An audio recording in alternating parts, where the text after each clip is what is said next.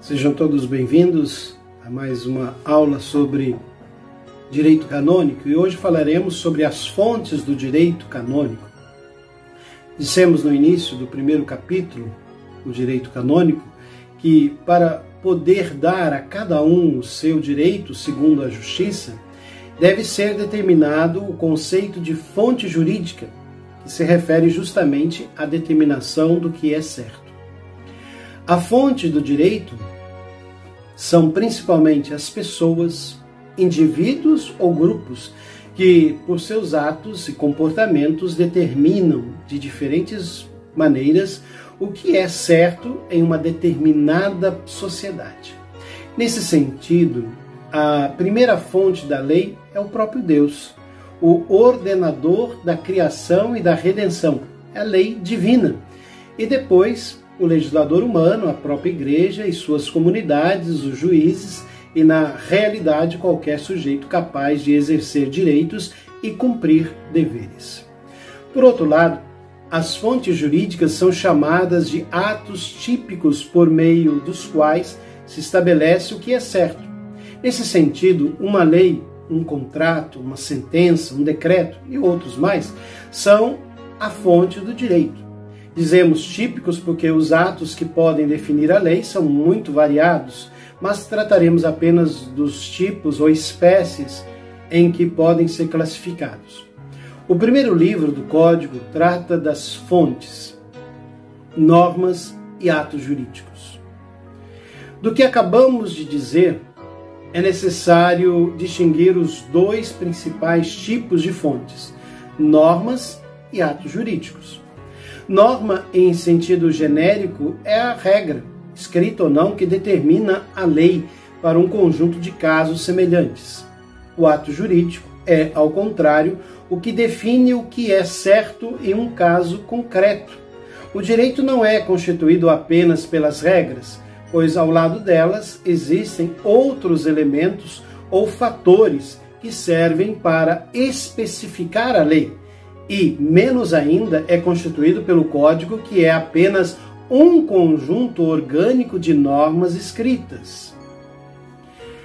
Vamos ver agora normas canônicas. A norma pode ser definida, segundo São Tomás de Aquino, como uma ordenação racional promulgada pela autoridade para o bem comum. Este conceito resume as características do padrão. Primeiro, racionalidade. É a nota principal da norma. Significa que, antes de tudo, deve ser congruente, pelo menos não contrário à lei divina, ou que não estabeleça nada contrário aos dados revelados sobre a igreja, sua missão ou a natureza do ser humano. Nesse sentido, a norma deve ser possível, necessária ou conveniente para o bem comum e comandar as coisas lícitas. Uma norma irracional é sempre injusta e, portanto, não obriga em si mesma, mesmo que às vezes deva ser observada para evitar um mal maior. Não seria razoável ter uma norma que ordene ou permita o impossível ou o imoral, ou limite a liberdade sem razão suficiente, ou favoreça injustamente alguns em detrimento da comunidade, ou que seja confusa. Segundo, as normas devem ser emitidas pela autoridade competente, ou seja, por quem tenha autoridade suficiente para vincular os destinatários. Cada tipo normalmente requer autoridade e competência específicas. O Papa e também o Colégio Episcopal podem legislar para toda a igreja, enquanto o bispo diocesano pode legislar apenas para a sua diocese e uma conferência episcopal só pode normatizar sobre determinados assuntos. Pode-se perguntar se quem emite uma norma também está vinculado a ela. No direito civil, a resposta certamente seria afirmativa. Mas na Igreja, por sua Constituição e pela forma como o poder é exercido nela, a questão requer nuances. Pode-se dizer que quem dita a norma também pode modificá-la, suspendê-la ou derrogá-la, mas até que o faça, não supõe-se que também ele é obrigado a observá-la. Terceiro, a norma deve servir ao bem comum, isto é, para aquele fim específico em vista do qual se reúnem os membros de uma sociedade. A finalidade da Igreja é a lei suprema. São identificadas como a redenção, a salvação das almas. A finalidade da ordem canônica é estabelecer as condições de uma vida eclesial justa, pacífica, em que todos os indivíduos e grupos possam desenvolver melhor suas habilidades, os dons recebidos para o propósito da Igreja, e toda norma deve concordar com este propósito e não atrapalhar.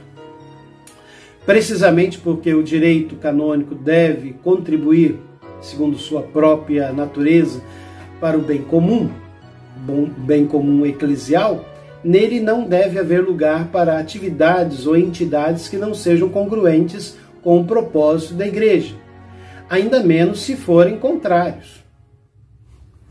No entanto, que as normas visem o bem comum não significa que devam ser iguais para todos. A justiça exige dar a todos o que é devido, não dá a todos o mesmo. Além disso, a Igreja é uma realidade de ordem sobrenatural e é um instrumento de salvação porque nela atua o Espírito Santo, que age segundo o seu consentimento divino, e a sua ação multiforme sobre as almas e as instituições deve ser aceita e respeitada como bom para todo o corpo, o bem comum. Por isso, o direito canônico se mantém sempre sensível e aberto a variedade de situações e carismas particulares por meio de fórmulas e mecanismos jurídicos específicos. Isso torna o direito da Igreja mais flexível e rico do que o direito civil. Promulgação. Para que seja obedecida, a norma deve ser conhecida com exatidão. A promulgação é a forma pela qual uma norma se dá oficialmente a conhecer aos seus destinatários.